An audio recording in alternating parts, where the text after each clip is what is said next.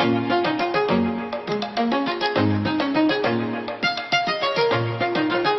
बात करते हैं अंतर्राष्ट्रीय धावक सुनील शर्मा जी से, जिन्होंने हिमाचल का ही नहीं बल्कि पूरे भारत का नाम रोशन किया है। नाहन के रहने वाले हैं सुनील शर्मा जी। वे गरीब किसान परिवार से ताल्लुक रखते हैं। धावक होने के साथ साथ सुनील जी एक सोशल वर्कर भी हैं। कोविड-19 में इन्होंने सराहनीय चैरिटी का काम किया। आइए नजर डालते हैं हमारे रिपोर्टर पवित्र कुमार जी की सुनील शर्मा जी से क्या बातचीत हुई। HP24 चैनल देख रहे सभी दर्शकों को पवित्र कुमार का प्यार भरा नमस्कार। तो आज हम आए हैं अंतर्राष्ट्रीय धावक जो कि चैरिटी भी करते हैं, मिलने आए हैं सुनील शर्मा जी से। तो आइए उनसे रूबरू होते हैं, उनसे बातचीत करते हैं। आखिरकार उन्होंने नाहन को जो है अपने हिमाचल का नाम रोशन किया है, इंडिया को भी अंतर्राष्ट्रीय स्तर पर लेकर गए हैं। आइए मुलाकात करते हैं। HP24 की तरफ से सर आपका स्वागत है। बहुत बहुत धन्यवाद। और सबसे पहले तो HP24 के न्यूज़ चैनल के सभी दर्शकों को मेरा प्यार भरा नमस्कार। सर आप जैसे अंतर्राष्ट्रीय लेवल पे पहुँचे हैं सर, इसमें आपको बहुत सी दिक्कतों का भी सामना करना पड़ा होगा, क्योंकि स्ट्रगल बहुत है सर। लाइफ के अंदर स्ट्रगल करके आप इस मुकाम तक पहुँचे हैं। तो सर इसकी खुशी क्या होती है और किस तरह से आपने स्ट्रगल किया? बिल्कुल, मैं ही नहीं, जो भी खिलाड़ी होता है वो बहुत स्ट्रगल करता है। और स्पेशली जो हम एक ट्राइबल एरिया से आते, हम लोग कुछ ज़्यादा स्ट्रगल करते। और मेरा फैमिली बैकग्राउंड, कोई मैं किसी बिजनेसमैन का बेटा नहीं हूँ, ना बहुत बड़े किसी पॉलिटिशियन या राजनेता का बेटा हूँ। तो मैं एक गरीब किसान फैमिली से बिलोंग करता हूँ। तो जब आप एक इंटरनेशनल लेवल के खिलाड़ी बनते हो तो बहुत ज़्यादा स्ट्रगल करना पड़ता है, और जब आपको कुछ अचीव होता है तो खुशी भी बहुत ज़्यादा होती है। एक सर और पूछना चाहेंगे, जैसे आप इस समय चला हुआ है, कोरोना का समय चला हुआ है, बहुत ही विकट जो स्थिति है इस समय, आपने चैरिटी की है, तो उसके बारे में सर प्रकाश डालिए।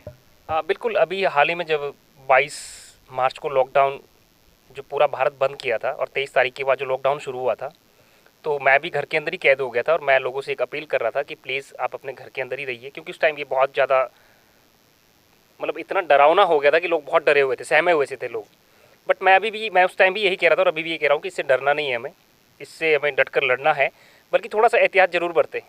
जहाँ तक हो सके तो आप भीड़ भाड़ वाले इलाके को अवॉइड करें, आप सैनिटाइज करें, आप अच्छे से मास्क करें, आप एक्सरसाइज करें और आप अपनी हेल्दी डाइट लें।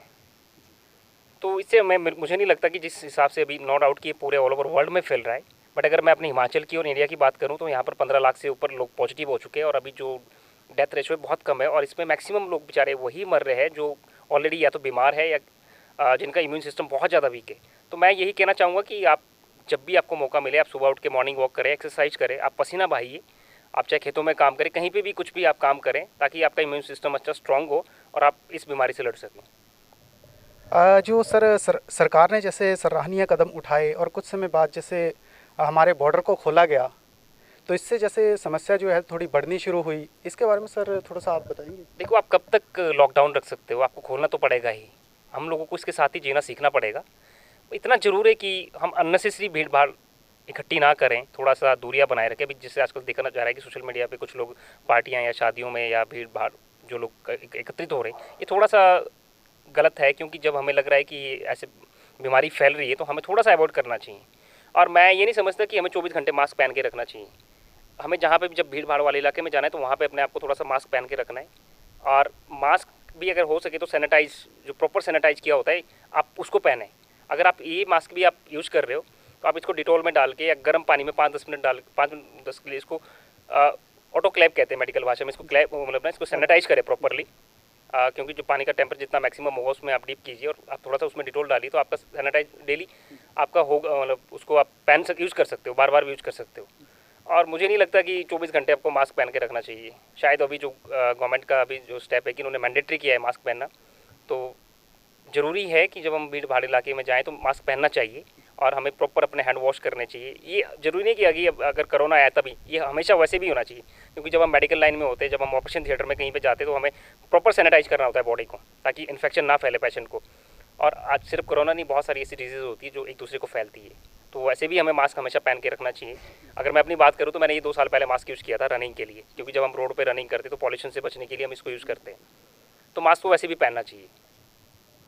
अच्छा सर, एक चीज़ और पूछना चाहेंगे आपसे, जैसे कि आप अभी चैरिटी में भी बहुत अच्छा कार्य कर रहे हैं, और कोविड के अंदर आपने जैसे लोगों को राशन भी आवंटित किया, और आपने एक घर बनवाया है जो गरीब परिवार था, उनका घर भी बनवाया है जो अभी अंडर कंस्ट्रक्शन है, तो उसके बारे में थोड़ा सा प्रकाश डालिए सर। बिल्कुल, जब भी हाल ही में जब लॉकडाउन हुआ था तो हमने नाहन में जो आशुतोष गुप्ता जी और दिशांत जैन जी, मनीष अग्रवाल जी और भी बहुत सारे साथी हमारे, हम लोगों ने मिलजुल के यहाँ पे तकरीबन 2-3 महीने यहाँ पे जो खाना डिस्ट्रीब्यूट किया था। 2-250 से स्टार्ट हुआ था जब हम 4-5 लोगों ने मिलकर स्टार्ट किया था, और इसमें जो सबसे बड़ा योगदान आशुतोष गुप्ता जी का था, दिशांत जैन जी का और मनीष अग्रवाल जी का।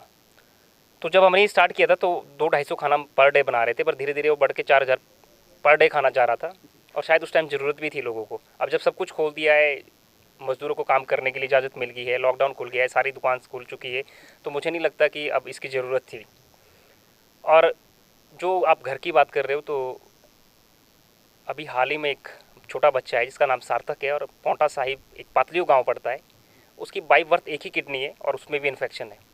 तो हम तो उसकी हेल्प के लिए गए थे कि मैं हर साल एक चैरिटी रन करता हूँ पिछले 5-6 सालों से, उन लोगों के लिए जो अपना ट्रीटमेंट नहीं करवा पाते, क्योंकि अभी भी हमारे बहुत से फैमिली ऐसी है जिनका ना तो आयुष्मान कार्ड बना है, ना हिम केयर कार्ड बना हुआ है। तो मैं तो चाहूँगा कि सरकार इसमें दोबारा से इनिशिएट लें और लोगों के घर घर जाके कार्ड बनने चाहिए, कि हर कोई भी इंसान कार्ड से वंचित नहीं रहना चाहिए। तो अभी बहुत सारे ऐसे लोग हैं जिनको कार्ड का बेनिफिट नहीं मिल पा रहा है, और कुछ लोगों को ये पता ही नहीं है कि उसका कार्ड का यूज़ कैसे करना है। तो नो डाउट कि जब हम हिम केयर की या आयुष्मान केयर की बात करते हैं तो उसमें 5 लाख तक का जो बेनिफिट मिलता है, बट अगर आप कोविड-19 की बात करें तो यहाँ पे जैसे वो बस नहीं चल रही है, टैक्सियाँ नहीं चल रही है, आपको स्पेशल टैक्सी हायर करनी पड़ती है, और अगर आपको चंडीगढ़ जाना है तो कम से कम एक चक्कर का 2-3 हज़ार रुपये खर्चा आता है। आयुष्मान केयर में आप ट्रीटमेंट करवा सकते हो, पर आप टैक्सी का पैसा नहीं पे कर सकते उसमें से। तो कुछ लोगों का इतना भी पैसा नहीं होता है कि वो चंडीगढ़ में जाके अपना इलाज करवा पाएँ। तो मेरा कुछ हमेशा प्रयास रहता है कि मैं एक जो मेरे पास एक गुण दिया हुआ है ऊपर वाले ने, कि मैं रन करता हूँ, और रन के माध्यम से जो लोग, जो दानी सज्जन, मैं उनका आभार भी व्यक्त करना चाहूँगा कि अभी भी मैंने एक मुहिम छेड़ी है। अभी मेरे पास 5 पेशेंट हैं, जिसमें 3 बच्चे हैं और 2 बुजुर्ग, एक 30-32 साल का है और एक बहुत बुजुर्ग है।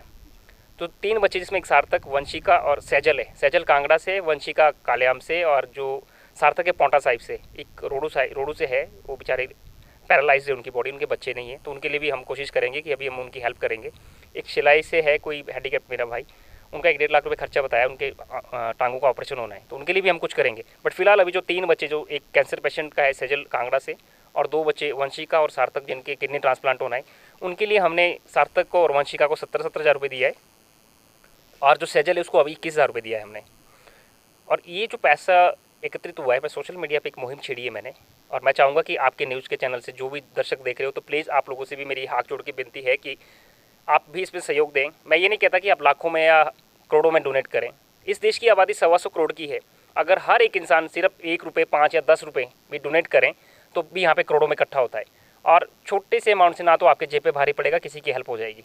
सिंपल सी बात है, अगर मेरी जेब में 100 रुपये पड़े हुए तो मैं 1000 कहाँ से दे दूँगा, बट उसमें से भी अगर मैं 5-10 रुपये दे देता हूँ तो ना तो मेरी जेब पे भारी पड़ेगा, किसी की हेल्प भी हो जाएगी। तो मैं फिर से दानी सज्जनों का धन्यवाद भी करना चाहूँगा कि अभी तक तकरीबन 1,65,000 के आसपास हमारे पास पैसा एकत्रित हो चुका था, जिसमें कि हम ऑलरेडी 70 हज़ार और 21 हज़ार रुपये दे चुके हैं पेशेंटों को। और जो आप घर की बात कर रहे हो, जब मैंने रात को देखा, जब मैं उस झोपड़ी को देख रहा था, तो मुझे बहुत दुख हुआ कि एक पेशेंट कैसे उस झोपड़ी में सर्वाइव कर रहा होगा। आपको पता ही है कि पौंटा में 46-47 भी टेम्परेचर जाता है। अभी बरसात हो रही है, तो बरसात का पानी उसमें अंदर जाता था। जब तूफान, जिस दिन मैं उनके घर पे गया था, और जब तूफान चल रहा था, लग रहा था कभी भी ये झोपड़ी उड़ सकती है।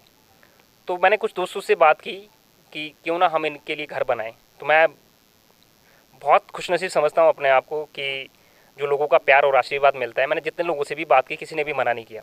एक जगदीश तोमर जी है, जिनका रेणुका प्रिंटर्स है पौंटा साहिब में, उन्होंने 21 टन रेत और 35 टन क्रेशर की बजरी दी। एसीसी सीमेंट ने अभी 60 कट्टे ऑलरेडी आ चुके हैं, और 100-150 कट्टा जितना भी लगेगा वो देंगे। टाटा वालों ने, और अनमोल TMT सरिया, इन्होंने भी 4-4, 5-5 क्विंटल सरिया दिया है। और एक मुकेश शर्मा जी, ये JCB वाले, जो 3 बार अपनी JCB भिजवा के वहाँ पे काम करवा चुके हैं, और दोबारा भी वो कहते हैं कि जब भी आपको जरूरत पड़ेगी तो हम करेंगे। अभी मेरे जो एक ताहिर खान जी है, जो मेरे मुस्लिम भाई है, उनको मैं सबसे पहले तो ईद की भी सभी को बधाई देना चाहूँगा कि आज ईद है, और सभी मुसलमान भाइयों को ईद की हार्दिक शुभकामनाएं। ताहिर खान जी एक ठेकेदार है, और वो फ्री ऑफ कॉस्ट वहाँ पे लेबर का काम और मिस्त्री का काम कर रहे हैं। तो ये सब लोगों के प्रयास से मिलजुल कर हम एक घर बनाने की कोशिश कर रहे हैं। और अभी तो फिलहाल हमने फाउंडेशन उसकी बिछाई है। अगर सब लोगों का सहयोग रहा तो हम ज़रूर उसमें कामयाब होंगे। और जो हमारा, क्योंकि ये सिर्फ सरकार का ही दायित्व नहीं बनता है, हमारा भी फ़र्ज़ बनता है कि हम जब अगर समाज में हैं तो मिलजुल के एक दूसरों की हेल्प करनी चाहिए। सर अभी मैं पूछना चाहूँगा जैसे कि अपना 29 तारीख को जो धावक के लिए तैयारी हो रही है उसके बारे में सर थोड़ा सा बताना चाहेंगे। हाँ बिल्कुल, अभी 18-19 जुलाई को एक एशियन चैंपियनशिप होना था जिसकी मेज़बानी इंडिया को मिली थी इस बार, और 12 सितंबर को हमारा वर्ल्ड चैंपियनशिप होना था 100 किलोमीटर का। जो एशियन चैंपियनशिप हो रही थी वो 24 आवर्स की हो रही थी, और 100 के का भी वर्ल्ड चैंपियनशिप होना था नीदरलैंड में 12 सितंबर को।